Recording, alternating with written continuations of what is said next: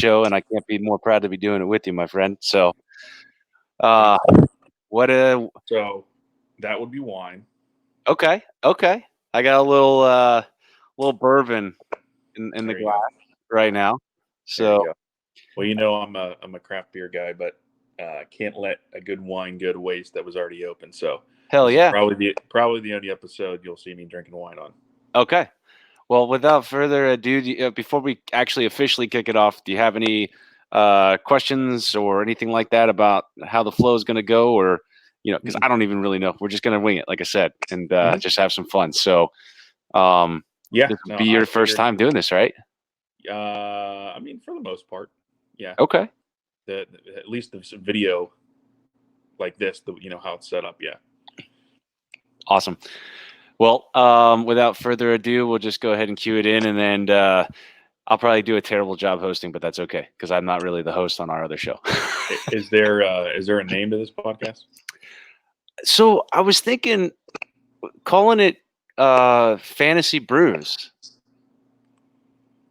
Just Craft Brews Geek News presents Fantasy Brews. Like a couple of dudes getting together, having a few brews, talking fantasy. Kind of All right. all I can goes dig it. and rolls into one. So I can dig it.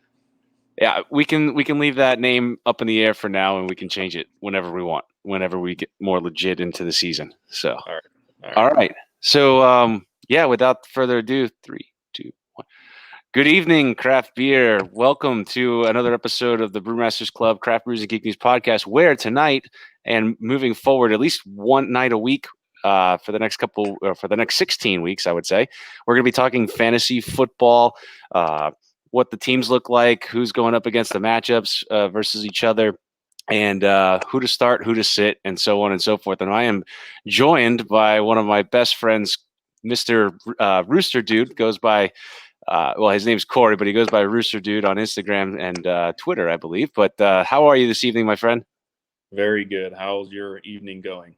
Just put the kids to bed. So very well.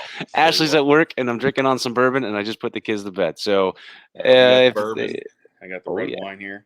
Oh yeah. So you showed me that earlier. What brand, what style, and what's it tasting like? Cooper's Hawk. It's absolutely delicious. It's Cooper's Hawk here in Tampa, and it's Melback. So a nice red wine, room temperature. Okay. Very tasty. Nice and aerated, I believe. Mm-hmm. So where is Cooper's Hawk? I've yet to be there or go down there. By International Mall, where all the restaurants are, like Eddie V's, all the big restaurants right down. Oh, like Ocean Prime and all that. Yep, exactly. Okay, yeah, so cool. You walk in, there's a big tasting room there. It's packed every day of the week. For happy hour, you can do a little wine tasting. They have an area where you can have dinner at. Food's great, wine's great. So that's awesome. Well, I'll have to put that on my list of places to take Ashley, because that sounds like not a place I want to go just by myself. I feel like I should experience that with other people. Agreed. Well, I'll go ahead and share it because, we start every episode of the Brewmasters Club off with what are we drinking and what do we want to drink. So before I go into mine, do you have any beers that are in your pipeline that you're aiming to go get or have at some point in the near future? Yeah. If I didn't send it to you already, Escape is tapping, I want to say this weekend or sometime this week, if they haven't already, a new double IPA that they did a collab with Hidden Springs. And those two breweries are probably my two favorite breweries. You're not wrong. Right now. So very excited to try that. Okay, so Escape and Hidden Springs did a collab, double IPA. Can't remember the name of it, but it's a double IPA. And that's coming out in the next couple of weeks, you said? I want to say, sometime the next week. Well, let me know when you go, and we'll see if we can go share a beer together. So, excellent. So what I brought to the table tonight, it was on sale, buy one get one at Publix, which you can't ever beat that. Going through the Publix aisle, I think that's my first thought is what's on sale. I never look for what's on $8.99. I'm always like, what's BOGO? No. Yep. And then they always trick me because I always end up getting what I think is BOGO, but it's really buy two get one free, and then I'm stuck with like 25 beers. But so I actually I picked up the Goose Island IPA Tropical Juicy Hops, and I believe it's a little bit different than their normal style, but comes in 40 IBU, 7% ABV, and I've been drinking on. bought about 2 rounds of this one. So I had that at the USF Bulls game on Friday for the first time. So it's good. It's not a New England IPA, No. and I think that's what I was expecting. So it's more of like a twist on an IPA, kind of like Seven Sun. You know, their Headbanger. No, not that No. one. The orange. Oh, the orange creamsicle. Yeah. Graffiti orange. Sorry, graffiti orange. Graffiti orange. That's right. Yeah. I would throw it in that category. You're not wrong there. It is a little bit on the lighter side of IBUs to be considered, an IPA, in my opinion. But I think it does the job, especially coming in at 7%. Now, you talked a little bit about. We're going to bring it in now. We're talking about sports. You talked a little bit about that football game you went to the other day. I know it's college, but how was that? And it was it's always fun going because our seats are amazing. We have free food, free drinks. It's up in the Hall of Fame club there, so amazing. But the actual football game was awful. I heard. I want to say I didn't even watch the quarter. It was like 49-0. Wisconsin was just beating up USF pretty good. So it was pretty disappointing. I'm not the biggest USF fan myself. I don't dislike them. I didn't grow up here. I'm not from here, so I'm from Pittsburgh. Like, the other guy on the screen there wearing all the Pittsburgh gear. So I'm just not decked out like you tonight. But, I was still kind of rooting for them that they'd hang in there with an opponent like that. Because if they can hang in there with a Wisconsin to start the year, then that's going to set the tone for the rest of the year. And they just got. And that didn't happen. Their quarterback didn't look very good. It was rainy, so, you gotta have that. But I don't even think I saw 2 or 3 first downs. It was pretty sad. Wow. Well, still, so even with the rain, though, isn't a Florida team that gets to practice in the rain and all this? Aren't we supposed to be better in the rain than a team from up north that doesn't maybe get as much and it's more drier conditions? Like it still rains a lot up north, and they have to play in the snow. So remember that. But also their running back Taylor from Wisconsin, number 23. He's going to be probably a Heisman candidate and a first-round draft pick next year. So he ran pretty stupid all over him. So are you saying right now to put him on your draft board for next year 2020's fantasy draft? Lock it in. Okay. All right. That's where I like where we're going with this. So let's go ahead and kick into our segment here because, we want to try to make these fun, short 20, 30-minute listens on the way to your work, on the way home, and really dive into some things, just some updates and really good, solid geek information for fantasy sports. So go ahead, Corey, give us a little bit of a background on how long you've been playing fantasy football and all of your insights, from tracking and what you do to prepare for the fantasy football season, if you can, in the next couple of minutes, summarize. I guess I would say I started when I was 13 years old. So I guess I've been playing fantasy football for going on, 17, 18 years? Hell yeah, you have. Yeah. Of course, whenever you're playing that young, I didn't have anybody to guide me. I just picked, the Peyton Mannings and the Adrian Petersons and all those kind of guys back then. You're right. And just hopefully hung in there with the guys that played, been playing for years. So, but I've learned some things over the years, watching how other good teams that seem to make the playoffs very often, how they operate and, each league, whether it's a 10-person league, a 12-person league, 14-person league, that all matters too. So if you're in a 14-person league, you really want to go after the running backs heavy and early because there's not that many good starting running backs in the league, number one. Plus, if you have 14 teams, 2 running backs per team, that's 28. You know what I mean? So, but then if you're in a league that's 10 people, you don't really have to worry about that as much. You just want to go best available player, whether it's wide receiver, so on. So, but anyway, so yeah, I've been playing pretty long. I would say I learned a lot over the last few years, though. In our 14-person league that we're in, it's pretty competitive. It's a keeper league, so you keep two veterans, and then you have an optional rookie you keep. And if you don't keep the rookie, you get an extra round pick at the end of the draft. So, but that's kind of my background. And to that point, I found out the hard way on social media that you should always tell people what type of league that you're in, especially if it is a keeper league, because when Jamal Miller went down with his torn ACL, and I was telling everybody online that, hey, why did I pick him second, blah, blah, blah, and all this other stuff. Yeah. Lamar, I always get Jamal and Lamar Miller. It's whatever. It looks the same Yeah, on Lamar paper. Miller. It's going sideways. Right. The L and the J. But yeah, Lamar Miller. I picked him second round. Everybody's like, "You took him second round? What the hell are you thinking?" Blah blah, blah. I was People like, don't "There's understand. nothing left. There was only like we're on Right. running back number 30 Keepers. already." Right. So the league that we're in together, it's a keeper league, and it's 14 players. So to give you an example, the top available running back on the board at the time was Damian Williams out of Kansas City. I believe so. And the rookie running backs that were available. What I know you took I Josh took Jacobs, Josh Jacobs. because that would be a great. If you have a rookie running back, you can go into next year. That's what you want. Starting rookie running back. So.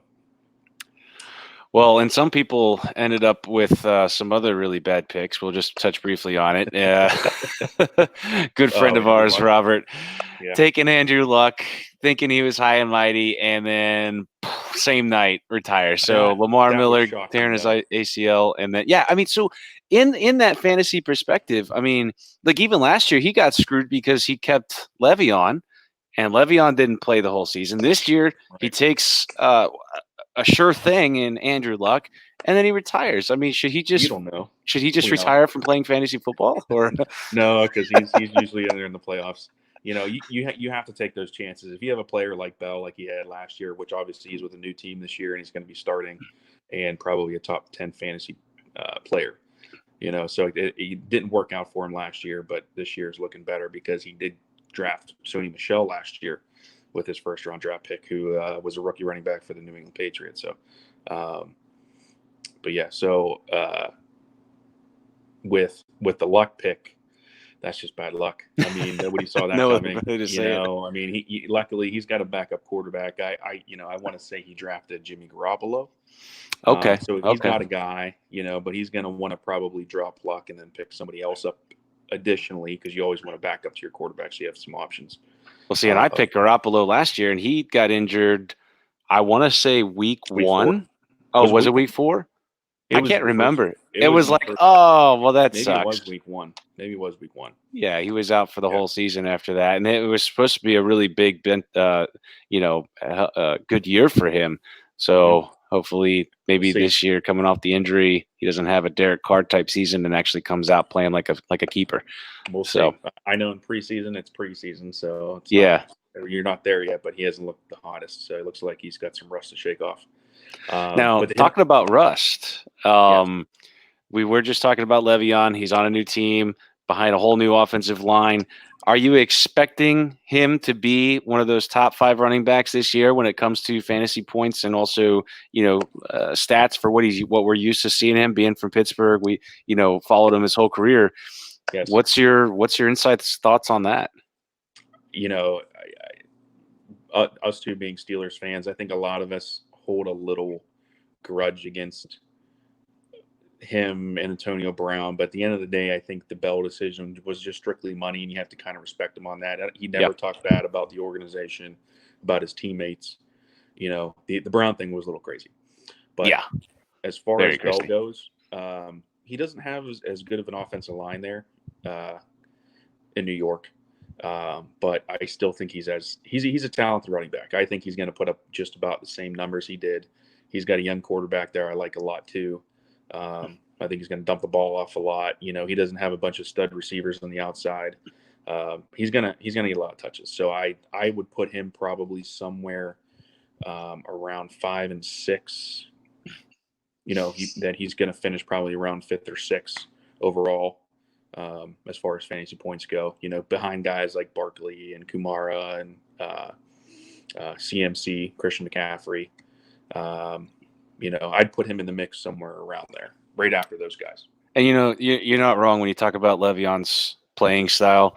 He's the type of guy that can put the blocks on defensive backs coming in to try to sack the quarterback. I saw a little clip today that John Gruden was watching on ESPN, and he just laid out one of these dudes trying to come after Roethlisberger. So we know he's capable of helping protect in the pocket, but he can also take that block, bounce outside, and be the dump-off guy to throw those short yards passes and then try to get 5-10 yards downfield. So he's going to get his points both in catching. He's going to get his points in receiving yards and rushing.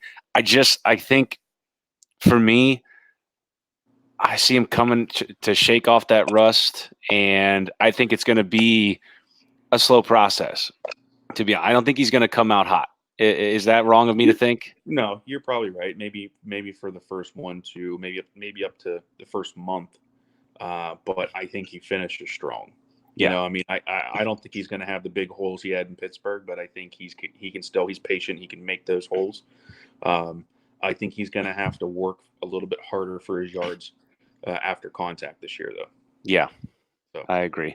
So a couple other running backs making the hot seat this year have been Melvin Gordon and Ezekiel Elliott. I'm sure everybody's tired of talking about them and tired of hearing about them, but it doesn't look like either one's going to be ready for week 1, except there may have been something today. I think Zeke had come back to Dallas from where he'd been training in Cabo to maybe meet. So I don't know if anything's changed on that end, but if you've got him in your fantasy lineup, do you start him, or at what point are you going to make that call? Well, for instance, our league that we're in, Ezekiel Elliott and Melvin Gordon, both guys are kept, right? Keeper league, you can't just let a guy go like that. Just in case, right. if he starts, you need a guy like that on your team. Yeah, Zeke's back. I guess they're talking contracts now. I think they get the deal done, and I think he's going to be there week 1. Melvin Gordon, no. I foresee him sitting out possibly the whole year. You think it's going to be another Le'Veon situation? Mm-hmm. But does he really have... He wants Le'Veon Bell money, but the problem is he's only put up one solid year last year, and that 1 year still was not Le'Veon Bell stats. So it's not like he's got this big full resume to get $14.5 million or whatever. He's getting paid $13.5, $14.5 million, and that's what he wants. Apparently the Chargers did offer him 10.5 or something like that, and I think that's probably what he's worth. But he's not giving in. So it's always tricky when he's surrounded by that money. At the end of the day, if you have a guy like that, if you're in that situation, let's say you have Melvin Gordon, right, on your team, I hope you handcuffed him with at least either Justin Jackson or Austin Eckler. Those are the two other running backs on that roster.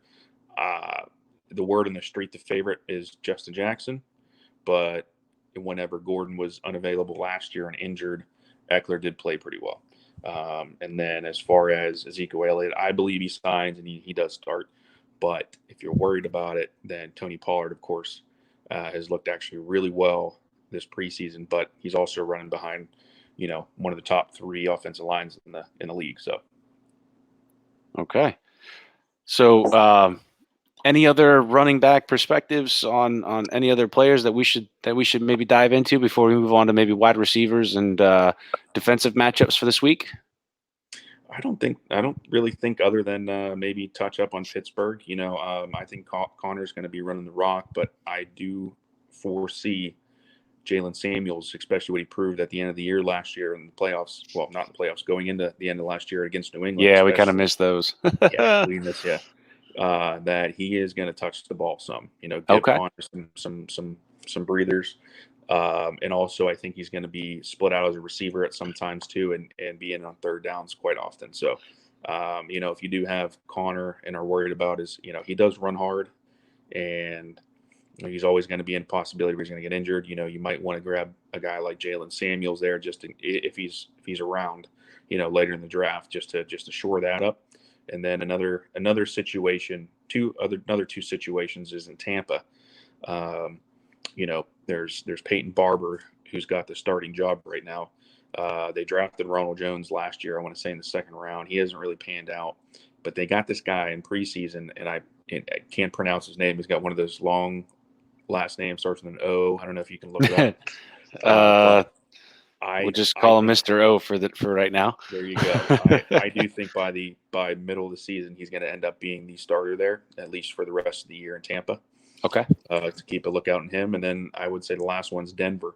You got Freeman and Lindsey. I think Lindsey's going to be the favorite. I like Lindsey. Even though they drafted Freeman to be the guy, Royce Freeman. Yeah. I think Lindsey's going to be the guy. Lindsey put up I was gonna say, sorry to cut you off. Lindsey put up some really great numbers last year, in my opinion, and he had that defense, like, or that spark that like just took over that offense, you know. And as much as you can't like the guy, you want to love the guy at the same time.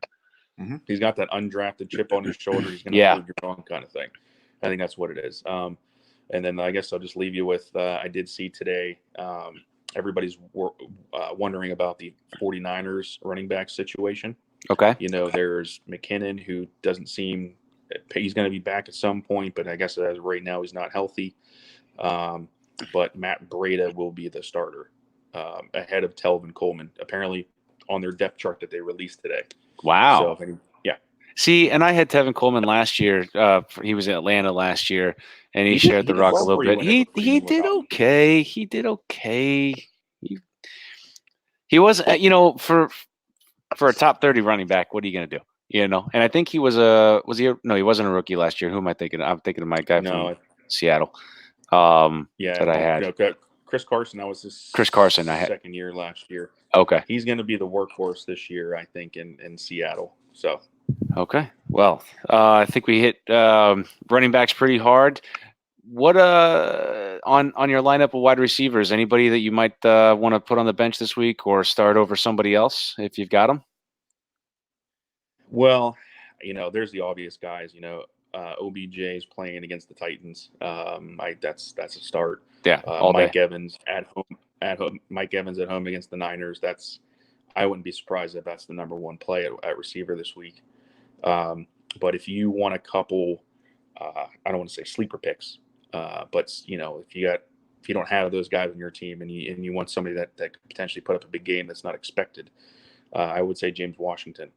You know, everybody's going to be looking at Juju this week. You know, New England's smart football team, and Washington's not going to be on the field every single pass play, but when he's on the field, I think Ben's going to be looking for him deep.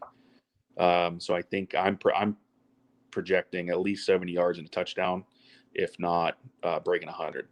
Okay. And then another one I would say would be Tyler Lockett at home against Cincinnati. I think Cincinnati, unfortunately, is just in rebuild mode. Their team's just not very good right now.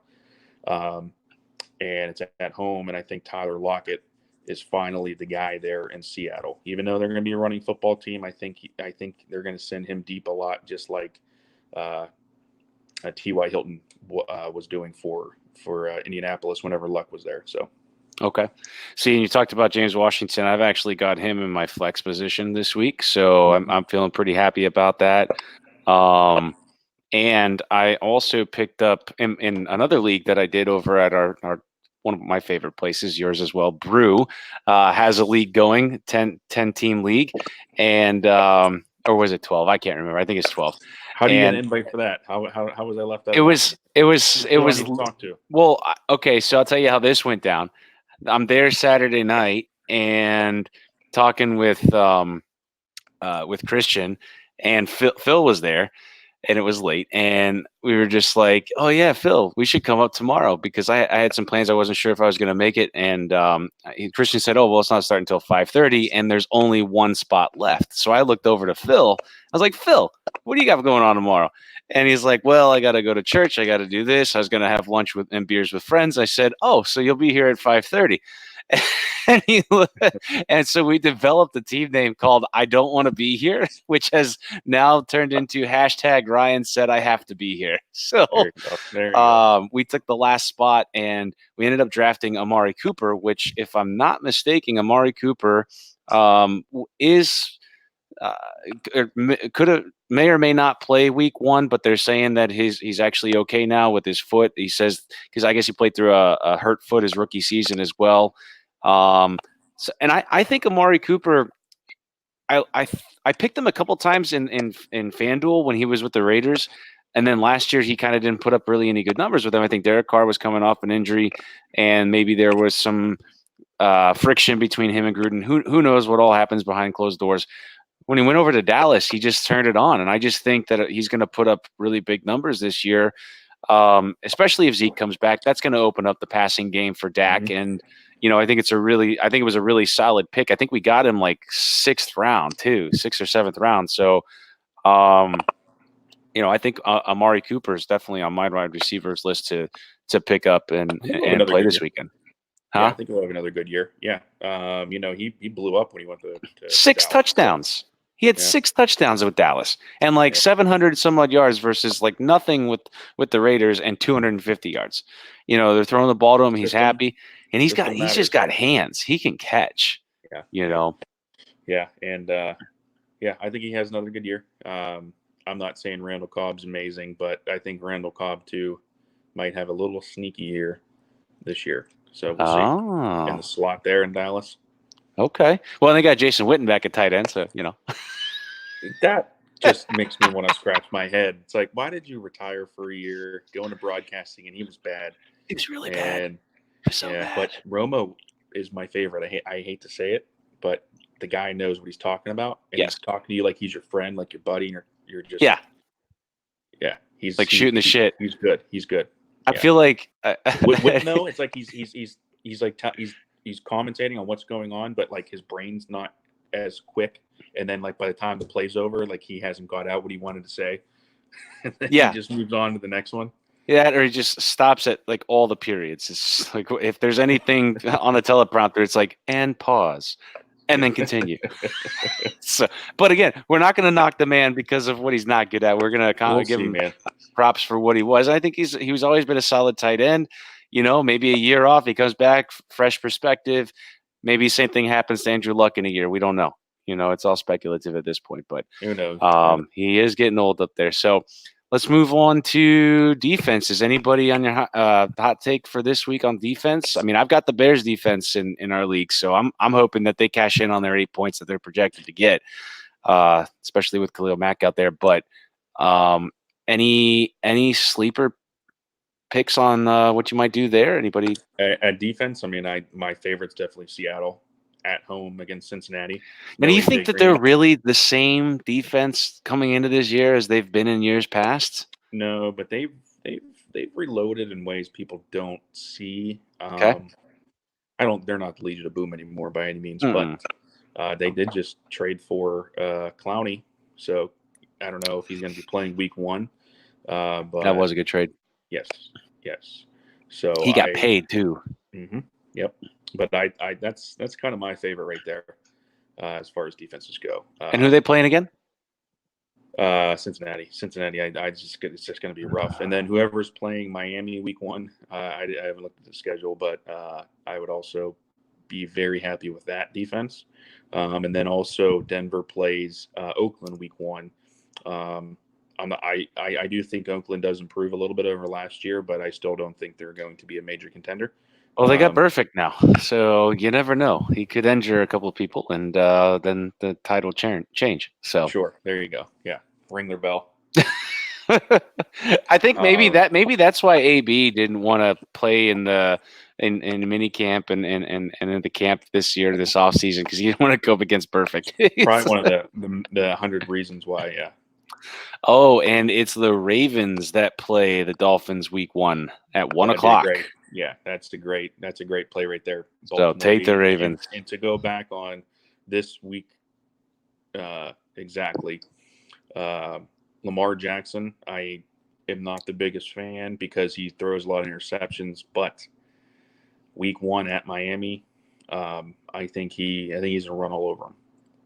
So you'll get the yardage on the ground. Jackson, this is one of the weeks I'd play him. If you're out there, and that's a good point. If you're drafting Jackson in any of your leagues, that's great.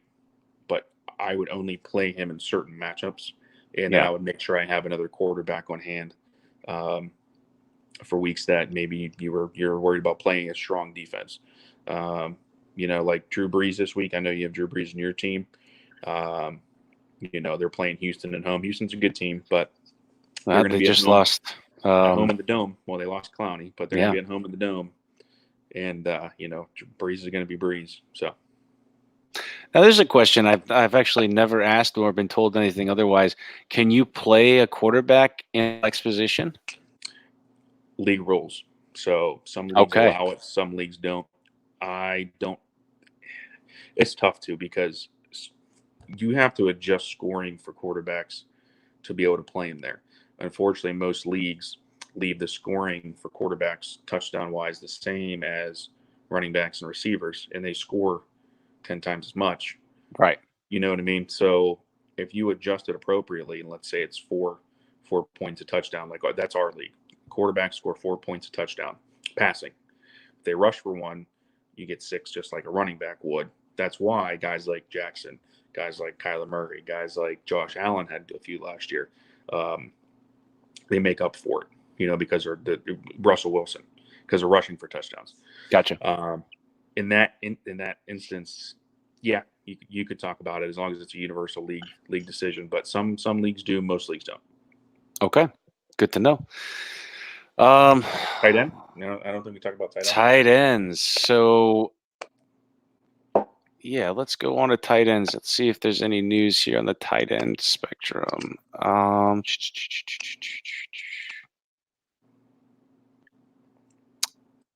know my favorite play this week is George Kittle at Tampa Bay. I think Tampa Bay's defense is going to improve this year, but I still don't think they're going to have a guy to be able to cover Kittle over middle. Okay. So I think he's going to have a big week one. I was going to talk about your boy that I traded you last year, Jimmy Graham, stuck with another finger issue and was limited during practice yesterday. It's funny whenever you have somebody 1 year and they get hurt or something happens like that, you put them on your do not draft or do not touch list, and it's like they did something personal to you. You know what I mean? But well, and I'm glad you didn't put me in that category, because it was you wanted them, I traded you. It wasn't my fault. If it would have worked out, I might have won. You're not wrong. I think the week after I traded for him, he broke his thumb. Yeah, which I mean, you can catch without a thumb. Not Rodgers bullets. Come on, if it was Lamar, he puts in some lobs though. All you got to do, run downfield and just doesn't matter. Just let it heal during the offseason. It's just a thumb. That's what I say. Don't think we need to talk too much about kickers, but you can play anybody. It's a kicker. Any kicker on a good football team, or any kicker in domes, I like to play. So I think I've got. I don't even know how to say his name. Gostkowski. Is that how you say it? Gostkowski for New England. Yep. I hope he kicks 5 field goals. Opening day. Me too. Okay. You know why? That's all I want to see. Pittsburgh would probably win if he's kicking a bunch of field goals. Well, what's our motto? Try to get to 30 points or something, or is it 20 points? I can't remember. If we score 30, we want to try to score 30 a game. Yeah, we scored 30 points a game, so that means that, you know what? Score 30. Gostkowski, you can kick 8 field goals. Get me 24. Yeah. You know what? Make it 9. Let's get 27 points. Call it a day. All from 50 yards out. Let me win. Let me ride you to victory there. That's too close. Let's just stick to 8. Okay, we'll stick to 8. You know what I mean? I won't have any fingernails left for that game. But you want to roll into like a start him or sit him? We fire off a player name, and then the other person can say, would you start him or sit him this week? And now see, Corey, this is where I think the podcast is going to be beneficial for everybody moving forward in what we want to accomplish here, because you actually brought me in, which I can't thank you enough. You brought me into your league. I had actually never done fantasy football. Now for me, and I asked you your background earlier, so share mine. I'm a sophomore going into fantasy football this year. I know players, I know names, but I don't always know what to do when it comes to fantasy football. So I think this podcast is not only going to be beneficial to our other listeners out there that are into it, but also people like me that maybe haven't been into it very long, to get a grasp on what the ins and outs are of different leagues, different rules, different perspectives, and who to start, who to sit. So why don't you lead this segment and teach me along the way? All right. Well, I'm going to fire off some names, and I want to see what you think first then. So Matt Ryan at Minnesota. Ooh. Do I have anybody else as a backup quarterback? No, you have to say, well, because Minnesota's a top 3 defense. Right. But Matt Ryan also finished top 5 last year in points, and it's a dome. Start him. I don't know. They're in Atlanta? Well, no, it's at Minnesota, but Oh, it's at Minnesota. Yeah, but start it's a him. dome though. Yeah, Matt Ryan and Drew Brees are the top two dome quarterbacks in the league, and Matt Ryan is a guy this year. I think he has half his games in domes. Okay. So if that team can stay healthy, I think he's going to put up a lot of points, and I think they're going to actually give the Saints a running for that division. Definitely start him. All right, let's say Evan Ingram at Dallas, tight end. Tight end. He's So a tight end of the against Giants. Dallas. Yeah, he's a tight end of the I Giants against just Dallas. don't know what to expect from the Giants as a whole at all this year. Does that make sense? I stayed away from all Giants players. So, Eli with his suspect play last year and everything, I'm going to say he has a terrible game. What do you think? Dallas has a pretty good defense. And mind you guys, of course, Ingram's going to be probably a guaranteed start in any game, but we're just playing devil's advocate here. So, but if you have a guy like, who's another guy, a Jimmy Graham, a Vance McDonald, if Right. you have somebody like that's also on your bench, but might have a better matchup. And I don't know if I'd say Vance McDonald's a better matchup against New England. I don't know if Jimmy Graham would be a better matchup against the Bears either. So those are bad examples. But maybe a Kyle Rudolph of the Vikings against he's available in our league. I was thinking about picking him up. He's finished top 7 the last 3 years, and I think he's finished like number 7. So he doesn't kill it, but he's very consistent. But he's not going to get you those 15, 20-point games. He'll get you 10 every week. So it's not a lose-lose, but he's not going to blow it up. So he's a very safe play. So that's a guy. That good point. You might want to throw on your bench if you have a guy that's kind of a boomer bust at tight end, maybe like an Ingram. So if you don't like the matchup, you can play Rudolph and know what you're getting. Absolutely. Who you got next on that list? Josh Jacobs, your boy. I have him at Denver. It's a tough matchup. Again, though, you're going to start him. I have to. 14. Well, it's a 14-player format, so anytime you have a starting running back, it's an automatic start. So a lot of these are going to be for, you guys that are in 10-person leagues or maybe a 12. I don't like that Josh Jacobs matchup at Denver. They've got him projecting 15.3 points. Now, I think that more realistically, it's probably going to come in at 12. I don't see him going off in his rookie debut. Denver's got a good defense, and it's at Denver. It's his rookie debut. I don't like the matchup. In our league, you have to play him, and if you get 15 points, that's pretty good. Taking my chances. If you're in a 10 or a 12-person league, you might want to not. Hopefully, have somebody else to think about. How about this one? Oh, I was actually gonna throw one in here because here's my dilemma. So I've got Geis for Washington, and being behind Adrian Peterson, Geis coming off an injury. I was gonna start Geis. He's projecting 9 points. That to me, it sounds good. Okay, yes. So there you go. Just read a report today. Head coach said that Geis will get more touches than Adrian Peterson. Starting Geis. Flat out. The guy, if he can be what he was before his injury, the guy's a monster. We'll see, though. So you think in that situation, coach coming out saying, hey, Geis is going to get more touches than Adrian Peterson. How do you think Adrian reacts to that? Or is there a play there that says we're going to preserve Adrian's legs so that he can put up numbers at the end of the season? Maybe they say that internally. But the guy's 34. I hope he gets the point by now. I mean, he's still gonna touch the ball. I mean, shit. Last year, he still was a viable running back. I still think he had about 1,000 yards. I mean, it was insane. Somebody that his age still doing what he did, but those running backs hit a wall and hit it very hard. It's usually not a slow decline. I don't know if you've ever seen that, but it's. So maybe he's seeing things that we're not in training camp and preseason. But also, they did draft Geis. They have to give the guy a shot. He's healthy. Yep. So Agreed. What was your next one? um, I hope you say start him, but James Conner at New England. Start. I Who think else do you start? I think he's going to be. I think he's going to have a top 3 running back week this week, if not number 1. Well, and I was hearing earlier that potentially the Patriots are going to have a rough September. They're going to have a slow start. They're coming back without Gronk.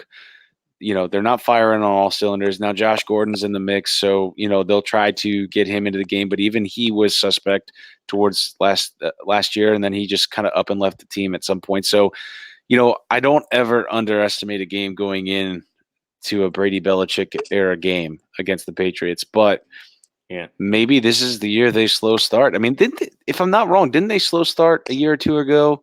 Yeah, I want to say 2 or 3 years ago, still made the Super Bowl. Yeah. So it doesn't really matter, But yeah, Gronk hurts.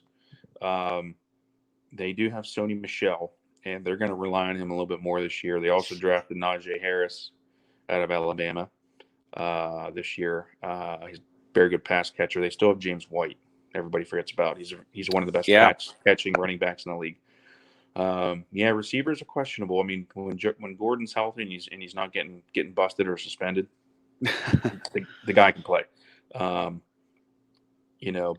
their first round draft pick, Harry out of Arizona, wide receiver, he's on IR already.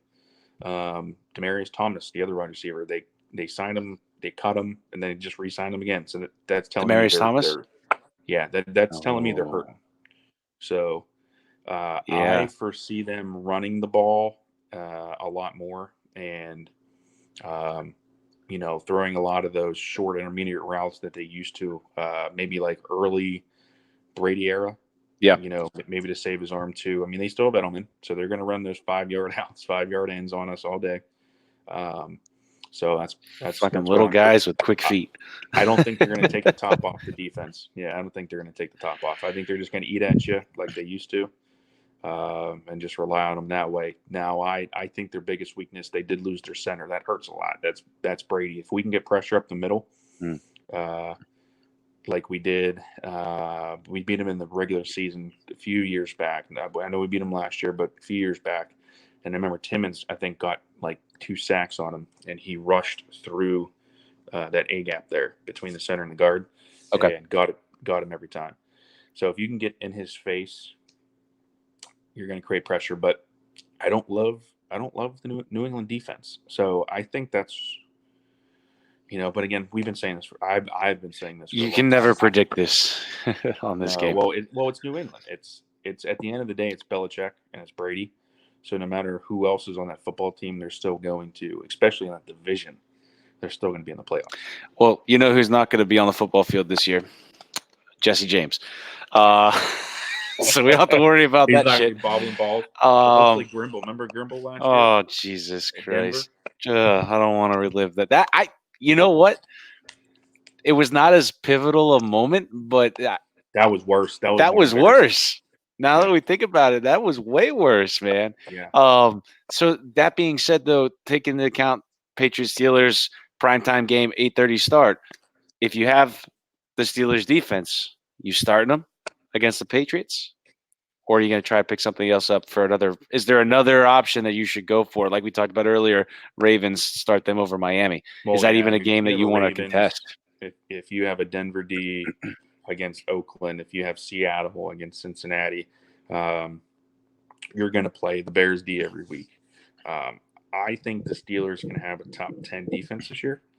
I don't think top 5, but probably top 10.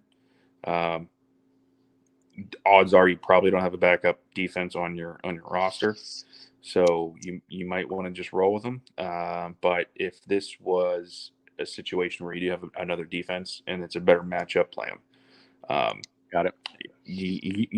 No matter what, how prepared we are, New England's still going to put up points on us, and they're our big brother.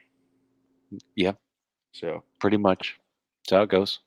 So I guess it depends on the situation. Okay, sounds good.